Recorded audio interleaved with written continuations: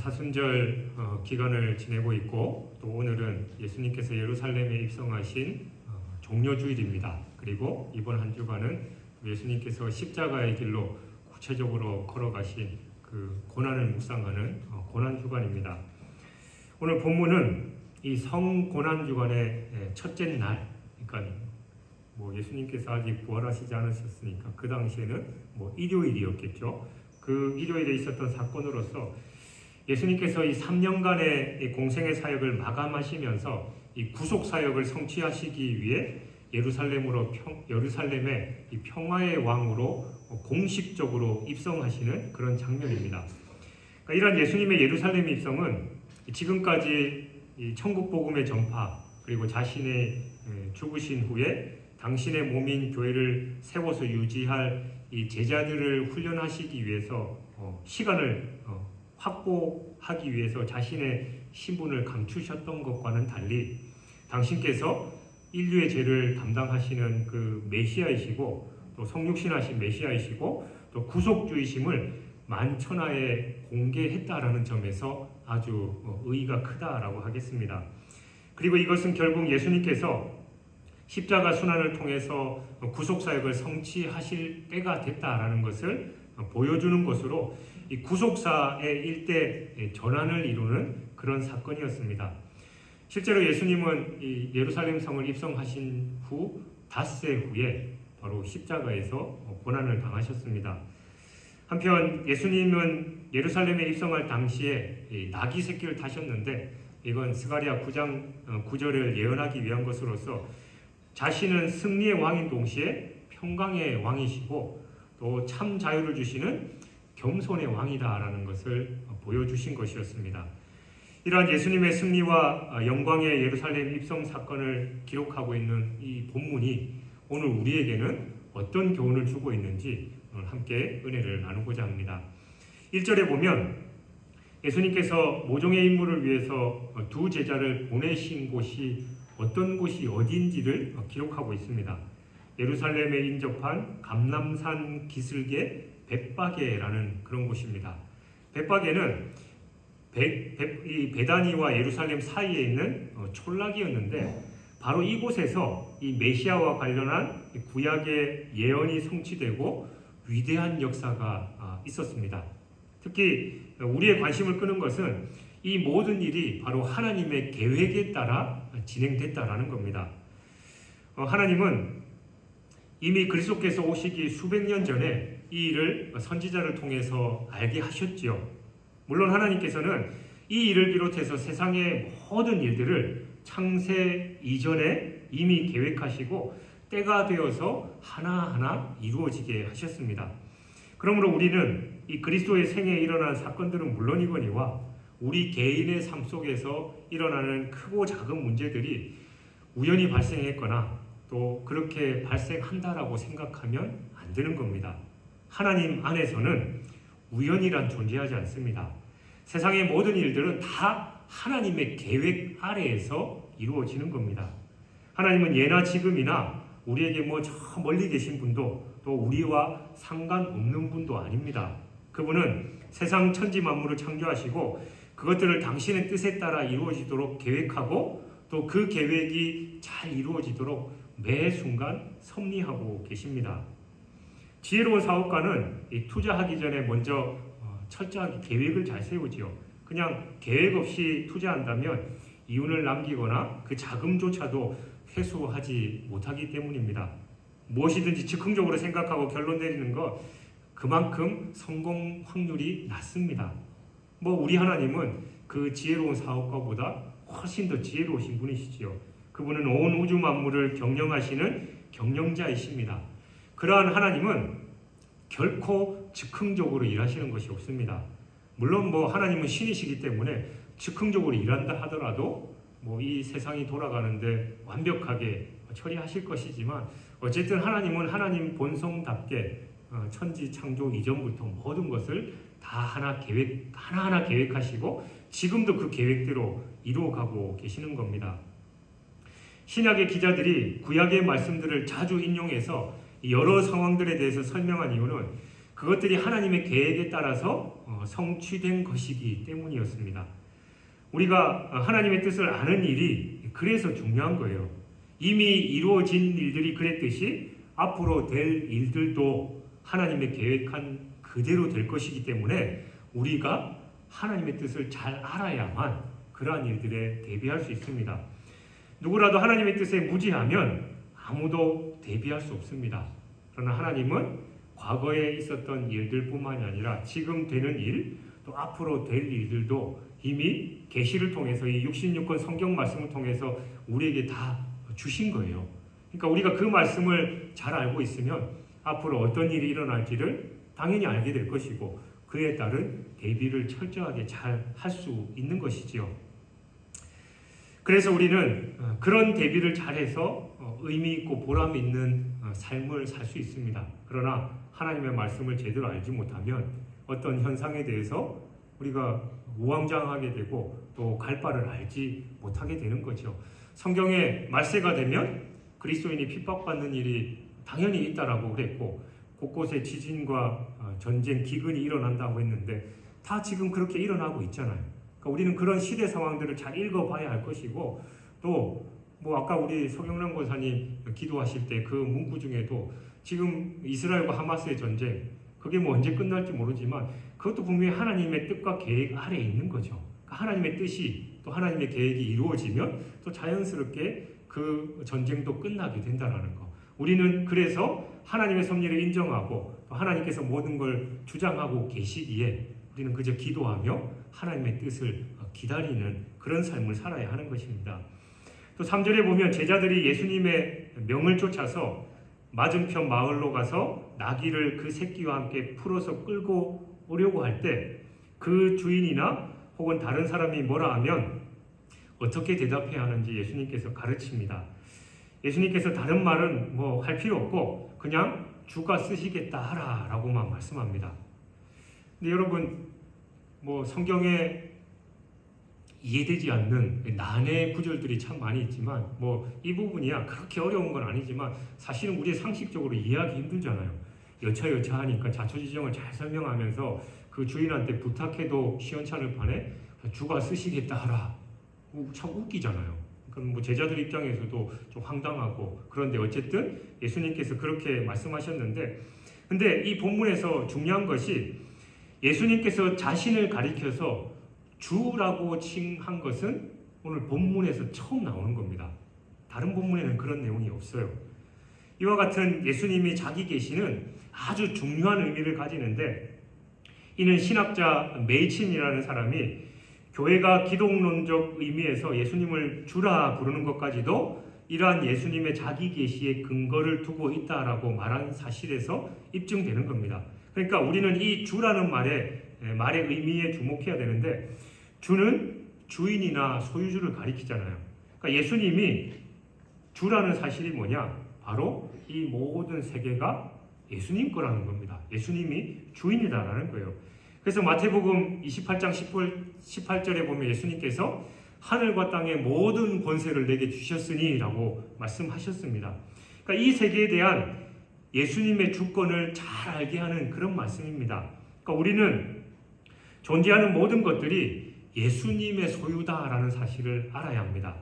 지구상에는 예수님을 믿기를 거부하고 그분의 신성을 인정하지 않으려는 사람들이 그 사실을 인정하는 사람들보다 더 많지만 그렇다 할지라도 예수님은 여전히 이 세상의 주인이십니다. 그리고 이 주인의 개념 속에는 구원을 얻은 우리 성도 개개인에 대한 소유권도 있는 거예요. 그러니까 천지 만물을 창조하신 주님께서 이 세상의 주인이시고 우리 각자 한 사람 한 사람의 주인도 예수님이시다라는 겁니다. 그리고 이 주인의 고린도전서 6장 20절은 값으로 산 것이 되었으니 그런즉 너희 몸으로 하나님께 영광을 돌리라 라고 말씀하면서 우리가 다시 한번 그 예수님의 소유다라는 것을 분명히 가르치고 있습니다. 주인의 가장 두드러진 특징은 무슨 일이든지 자기 마음대로 할 수 있는 것이죠.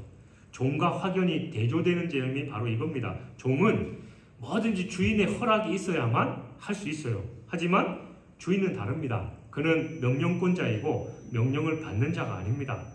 예수님께서 자신을 주로 계시하신 이 사실을 우리는 바로 이런 관점에서 이해해야 됩니다. 예수님은 만물의 창조자로서 또한 소유주로서 이 세계의 모든 것을 임의로 주관하시는 분이시고 그분이 하시려는 일은 그 누구도 막지 못합니다. 종이 주인을 거역하지 못하듯이 이 세계는 그분이 하시려는 일을 막지 못한다는 거예요. 그러니까 우리는 언제든지 그리스도가 하나님과 하나라는 사실을 잘 알아야 됩니다. 그런데 어떤 이들은 하나님은 믿지만 예수님은 믿지 않는 그런 사람들이 종종 있죠. 우리가 요즘 그 새벽에 그 공동체 성경 읽기를 쭉 하면서 유다서뿐만이 아니라 요한 1, 2, 3서 그 내용에도 그 당시의 이단들은 예수님의 그 육신으로 있고 이 땅에 오신 그 사실을 믿지 않았어요. 그러니까 세상 사람들은 또 하나님은 믿지만 또 예수님 그 자체도 믿지 않는 사람들이 많습니다. 그러나 우리는 그리스도가 없는 하나님은 그리스도가 없는 사람들에게는 하나님도 없다라는 사실을 잘 알아야 됩니다. 우리는 예수님의 위상을 바로 알고 종으로서의 위치에서 자신을 바르게 처신해야 돼요. 그러니까 신앙생활을 하면서도 사실 이 사실이 걸리는 분들이 참 많아요. 그러니까 예수님이 내 삶의 주인이니까 나는 예수님 뜻대로 해야 되고 내 마음대로 할 수 있는 게 없다. 그러니까 약간 좀 기분 나쁘기도 하고 신앙생활이 그런 거라면 약간 꺼려지기도 한 게 우리네 생각이지만 중요한 건 우리가 그런 생각을 하든 안 하든 우리의 삶의 주권자는 바로 주님이십니다. 그래서 우리가 그 주권을 인정하면 우리의 삶이 하나님의 뜻대로 살게 되고 또 그 은혜 안에서 평강을 누릴 수 있지만 이 사실을 거부하면 계속 어긋나게 되는 거예요. 종이 주인의 말을 안 들으면 어떻게 됩니까? 주인은 정권을 가지고 있기 때문에 옛날 노예, 주종관계 그런 시대에는 뭐 매를 때리는 건 물론이거니와 뭐 죽이기까지 해도 아무 문제가 없는 거였습니다. 그러니까 우리가 그런 관계를 인식하고 당연히 우리 주님은 우리를 뭐 말 안 듣는다고 해서 죽이거나 막 그러시는 분은 아니시지만 우리가 그 관계를 온전히 인정하고 나갈 때만 바로 하나님과의 관계, 주님과의 우리의 관계가 바로 설 수 있고 우리의 삶에 참된 평강을 누릴 수 있음을 우리는 기억해야 됩니다. 그리고 4절 5절에 보면 예수님께서 취하신 일련의 행동들이 이 구약에 예언된 선지자의 예언을 성취하는 과정임을 말씀하고 있습니다. 그러니까 예수님은 스가랴 선지자의 예언을 이루기 위해서 나귀 새끼를 타고 입성하신 거예요. 앞에서도 언급한 바와 같이 예수님은 모든 일을 당신의 계획에 따라서 진행하시는 분이시고 예수님의 행보 하나하나에는 오래전에 이미 예언된 것이었습니다. 여기서 우리는 예언자들의 역사적 위치와 또 예언의 권위를 이해하게 됩니다. 그들은 사사로이 자신의 의견이나 사상을 진술한 그런 사람들이 아니라 하나님께서 자신의 계획을 알리시고자 선택하신 도구들이었습니다. 그러니까 예언자들 가운데서도 그 누구도 성경에 보면 내가 생각하기에는 내가 주변 상황들을 바라보고 하니까 이렇다라고 얘기한 사람은 아무도 없었습니다. 그들은 오직 여호와께서 말씀하시기를 또 여호와의 말씀을 들을지어다. 여호와의 말씀이 누구누구에게 임했고 다 그런 식으로 기록하고 있다는 거예요. 그들의 배후에는 전능하신 하나님이 계셨고 그 내용이 무엇이든지 우리는 바로 그들의 입에서 나오는 내용을 귀담아 듣고 대비해야 됩니다. 우리가 항상 유념해야 할 것은 하나님의 입에서 나온 말씀은 온전히 성취된다라는 사실입니다. 천지는 없어지겠지만 하나님의 말씀은 하나라도 땅에 떨어지지 않고 온전히 성취됩니다. 사람들의 약속은 지켜지지 않는 게 허다하지요. 신실성이 없어서 그렇기도 하지만 사실 마음에는 지키고 싶어도 자신의 능력이 안 돼서 하지 못하는 경우도 적지 않습니다. 하지만 하나님은 인간과는 달리 신실하실 뿐만이 아니라 전지전능하시기 때문에 당신께서 하신 말씀은 반드시 이루실 수도 있습니다. 그런데 이러한 사실은 우리에게 위로와 소망을 주기도 하지만 한편으로는 두려운 경고가 된다는 걸 기억해야 됩니다. 왜냐하면 하나님의 말씀은 축복의 약속들만 성취되는 게 아니라 형벌과 심판에 대한 경고의 말씀도 반드시 이루어지기 때문입니다. 그분이 어떤 특정한 일을 하는 사람들은 반드시 망하게 될 것이다 라고 하셨다면 그런 일을 하는 사람들에게 이 일이 그대로 임합니다. 우리가 두렵고 떨리는 마음을 가지고 하나님의 말씀에 주의해야 하는 이유가 바로 그것이지요. 역사적으로 하나님의 예언이 성취되지 않고 그대로 사장된 적은 한 번도 없음 같이 성경에 기록된 모든 것들이 그대로 이루어질 것임을 우리는 알고 그에 대비해야 한다는 겁니다. 그래서 우리는 이 진리의 말씀을 붙잡고 두렵고 떨리는 마음으로 그 말씀을 들어야 합니다. 또 5절에 보면 선지자 스가랴가 그리스도와 관련한 예언의 말씀이 나오죠. 9장 9절의 말씀을 인용한 건데 히브리어 본문이나 또 70인역과는 같이 달리 다소 차이가 있는 임의적인 인용이었습니다. 그는 공의로우며 구원을 베푸시리며 라는 이 구절이 오늘 본문에서는 생략되어 있어요. 근데 아마도 의도적으로 예수님의 겸손함을 강조하기 위해서 그런 것 같습니다.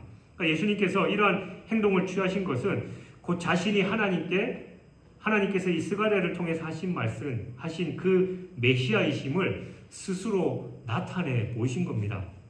그런데 여기서 우리의 관심을 끄는 게 왜 하필이면 예수님께서 나귀를 타셨냐라는 것이고 또 그 이유에 대해서는 겸손하기 때문이다라고 본문이 설명하고 있지요. 초라하기만 했던 이 위대하신 왕의 행차 모습은 그분이 우리를 위해서 얼마나 자기를 낮추셨는지 보여주는 이 한편의 장면입니다. 빌립보서 2장 6절 7절은 그분이 근본 하나님의 본체시나 하나님과 동등됨을 취할 것으로 여기지 아니하시고 오히려 자기를 비워 종의 형체를 가지사 사람들과 같이 되셨다라고 말씀합니다. 그러니까 하나님이신 그분이 사람의 몸을 입으셨다라는 것은 엄청난 자기 비하이고 우리는 이를 이끌어서 이 비하의 신분이다라고 말합니다. 그러니까 어떤 사람의 겸손도 이에 비할 수는 없습니다. 이것은 단순한 인격적인 특징 중에 하나인 겸손과는 완전히 거리가 먼 거예요. 이 겸손의 바탕에는 우리를 향한 긍휼이 자리하고 있습니다. 그러기에 하나님의 창조의 근본이시며 하나님과 하나이신 그분이 낮고 천한 인간의 모습으로 바로 이 세상에 오신 것입니다. 우리는 바로 이런 겸손을 배워야 하는 것이죠. 단순히 자기 자신을 낮추는 정도가 아니라 남을 위해서 완전히 자기를 포기할 수 있는 그런 겸손에 이르도록 힘써야 합니다. 겸손의 모양새 갖추는 건 사실 어렵지 않습니다. 그냥 사람들에게 저 사람 참 겸손하다라는 말을 듣는 거 조금만 신경 쓰면 누구나 할 수 있습니다. 또 겸손한 것처럼 가장할 수도 있는 거죠. 특히 이제 연예인들이나 정치인들이나 이 외부적으로 드러난 사람들, 저 사람 참 겸손하고 착하고 막 그렇게 우리가 인식하다가도 나중에 자기들끼리 주고받았던 전화통화나 문자 메시지 같은 걸 보면서 그 사람의 이미지가 완전히 정반대라는 걸 알 수 있잖아요. 아는 경우가 종종 있잖아요. 마찬가지로 우리는 겸손한 척 얼마든지 할 수 있습니다. 그러나 진정한 겸손은 그것과는 다르다라는 겁니다.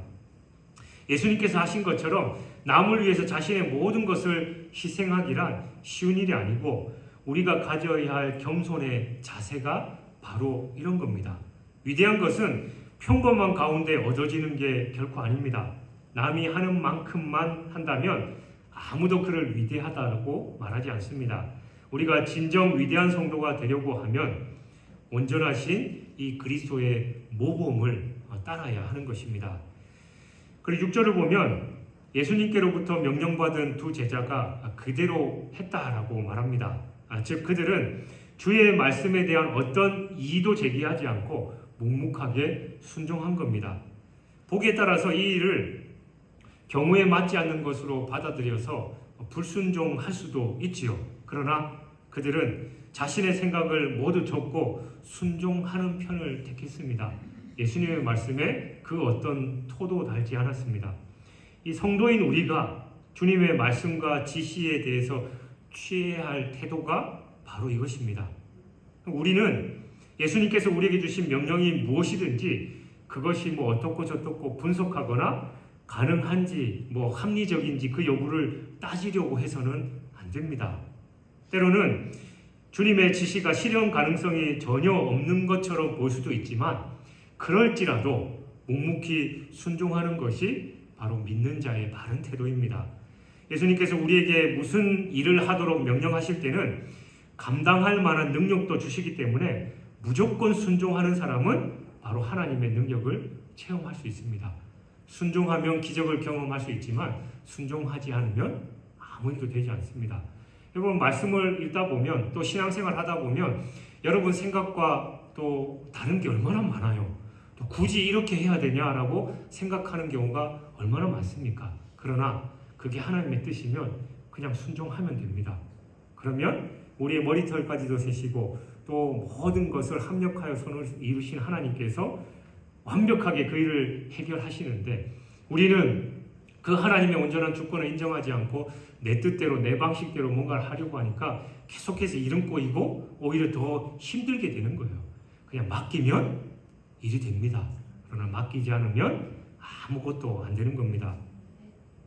광야에서 예수님이 하신 오병이어의 기적은 우리에게 이 사실을 확실히 일깨워 주지요. 예수님이 제자들에게 무리를 위해 식사를 제공하라라고 하셨을 때 제자들의 대부분은 불가능하다라고 생각했습니다. 자기들에게는 그들을 위해서 빵을 살 돈이 충분하지도 않거니와 설사 돈이 있다 해도 그 광야에서 그것을 구한다라는 건 불가능한 일이었기 때문입니다. 이러한 제자들의 생각은 인간의 합리적인 사고에 근거해 볼 때 사실은 틀린 게 아니잖아요.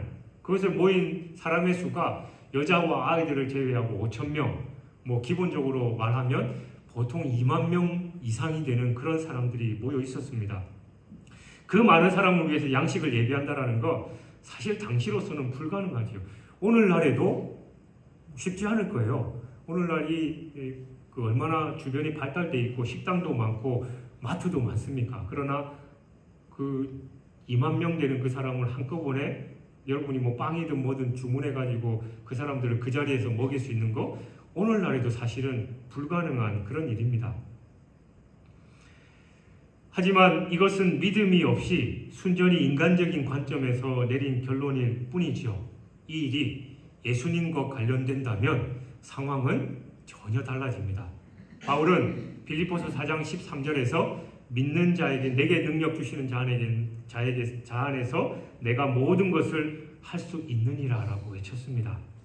여러분 인간적인 계산으로는 도저히 불가능하게 여겨지는 것일지라도 주님께서 함께 하시면 가능합니다.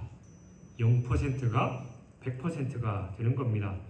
장정만도 5,000명이 되는 광야의 수많은 사람들을 위해 제자들이 준비한 것은 고작해야 보리떡 5개와 물고기 2마리뿐이었습니다.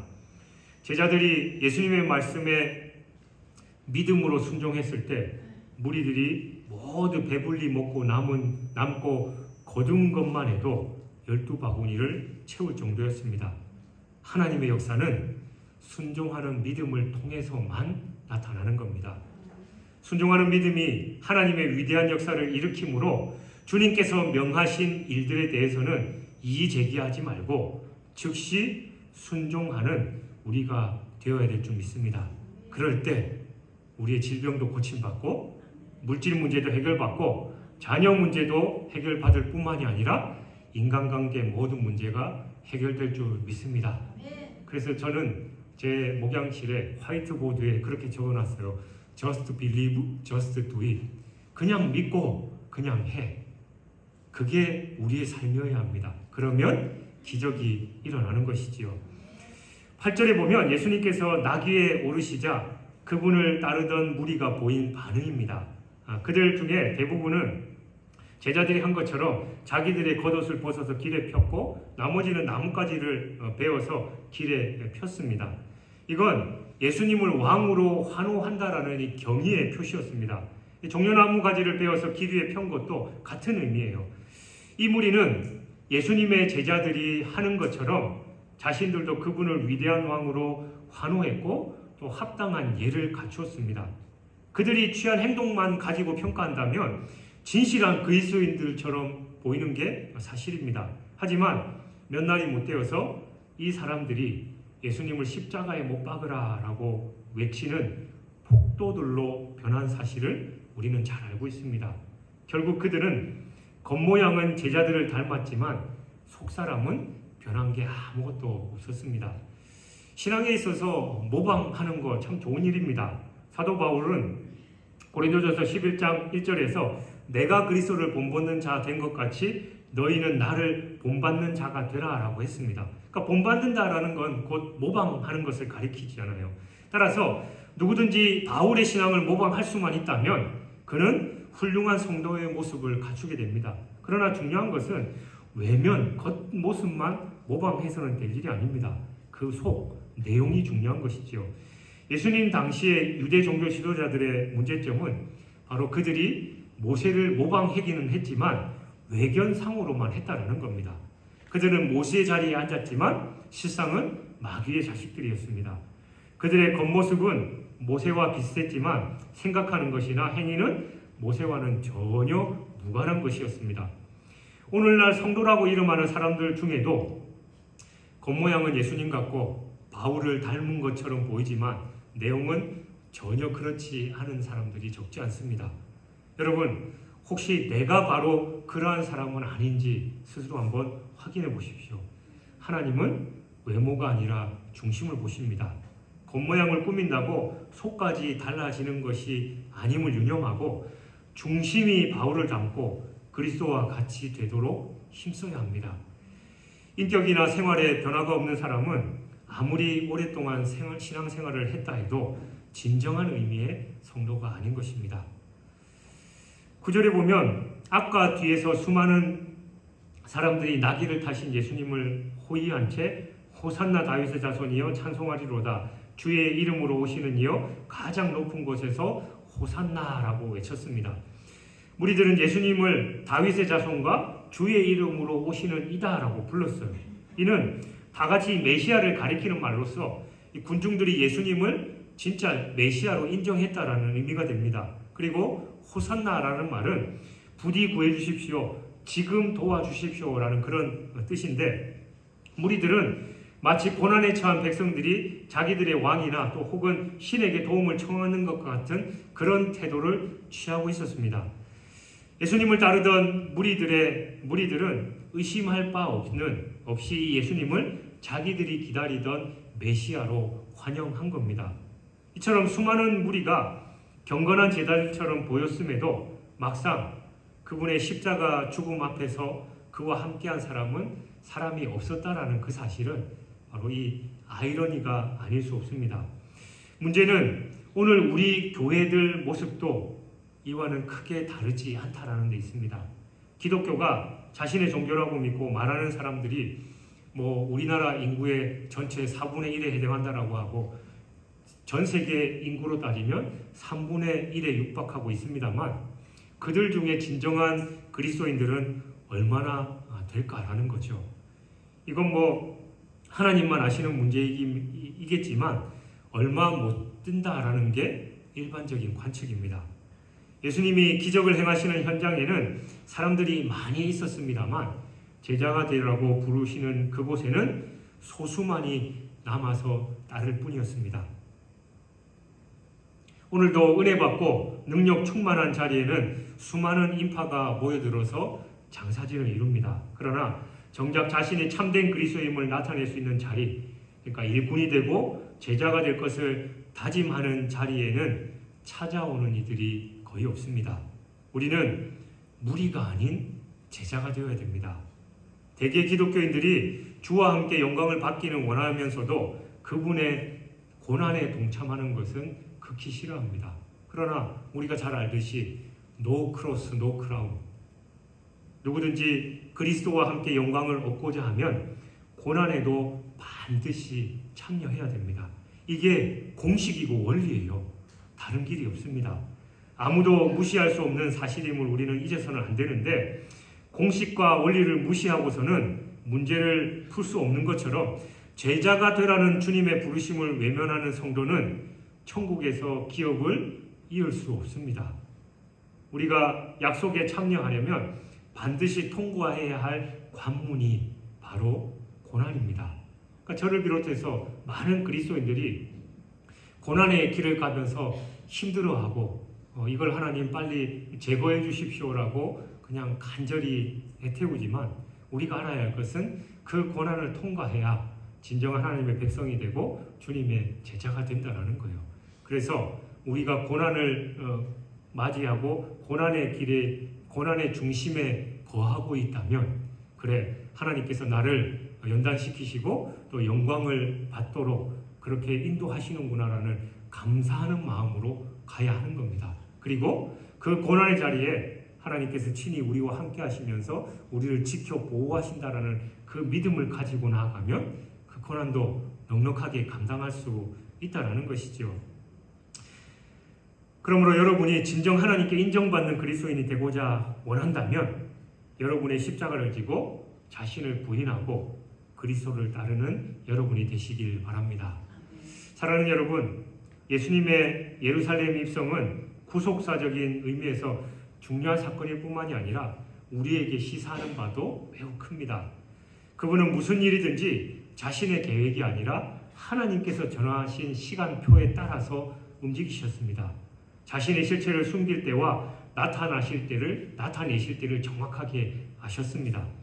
오늘 우리에게도 이와 같이 하나님의 뜻을 분별하는 지혜와 또 이를 충실히 따르는 절제하는 생활이 요구됩니다.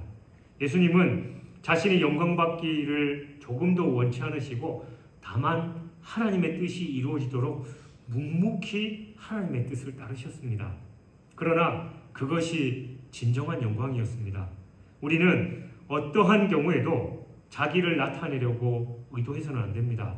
성도들의 특징 중에 하나는 바로 그 정과 욕심을 십자가에 못 박았다라는 점입니다. 언제 들여다보더라도 우리 자신의 모습이 이런 모습으로 발견되도록 힘써야 됩니다. 이게 바로 하나님께서 기뻐하시는 모습이고 진정 영광스러운 모습이에요. 내가 원하는 대로 내 방식대로 하는 게 그냥 다 좋아 보이고 잘 되는 것 같아 보일지라도 내가 원하는 게 아니라 하나님의 방식으로 또 내가 원하는 때가 아니라 하나님의 때에 모든 걸 맡기면서 그 고난의 길, 힘든 어려운 십자가의 길이라 할지라도 한 걸음 한 걸음 나아갈 때 그게 고난의 길이 아니라 진정한 영광의 길인 것입니다.